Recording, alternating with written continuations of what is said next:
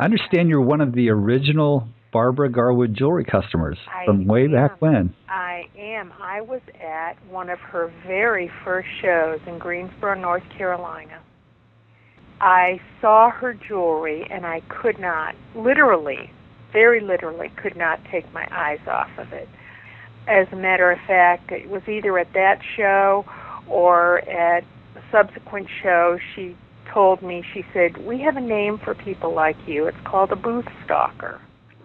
I literally circled and circled and circled because every time I looked, I was seeing something completely different. I was seeing colors that just excited me beyond belief.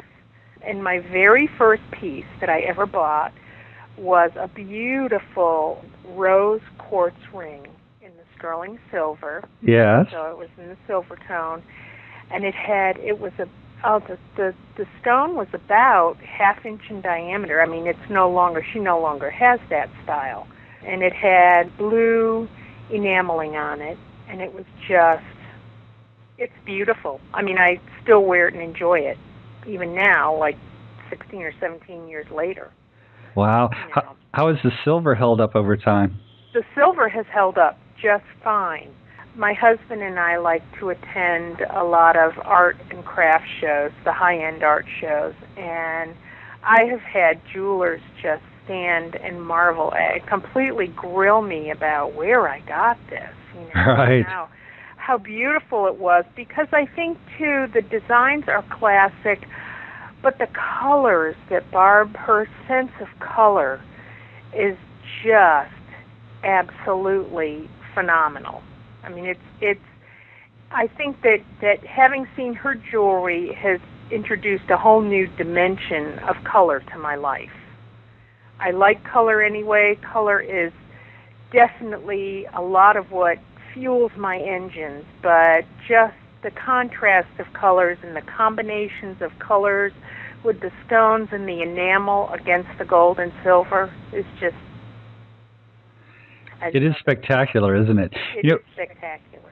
In addition to the beautiful color choices and the design, one of the things that strikes me when I look at the jewelry is, how do they make this? I mean, it seems almost impossible to do. Well, it certainly takes a degree of patience that I've never found in my being. I think that these people must take a great deal of pride in their work, because the designs are from ancient China. Bob and I have seen exhibits in museums, jewelry in particular, and we just look at each other and we go, oh, that looks just like what Barb has, because it is the filigree.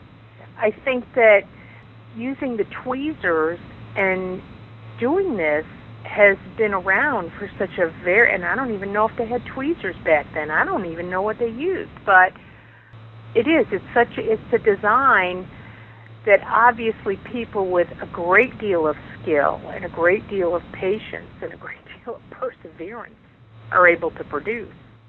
Absolutely. I've heard a rumor that you have an entire armoire full of Barbara Garwood jewelry. Is that true?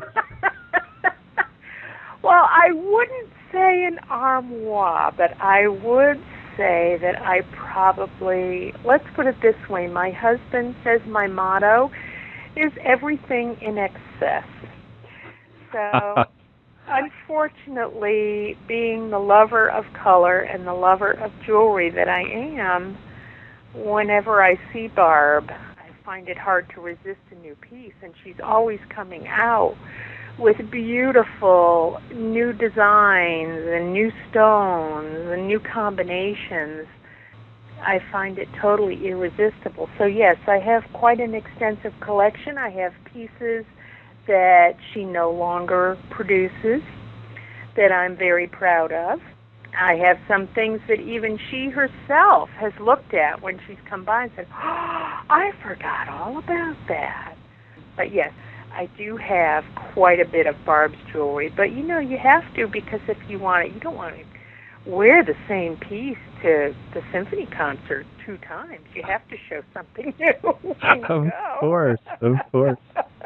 I want to really thank you for taking the time to chat with us today, Pam. You're one of the original Barbara Garwood customers, and it's been fun to learn about your experience with the jewelry.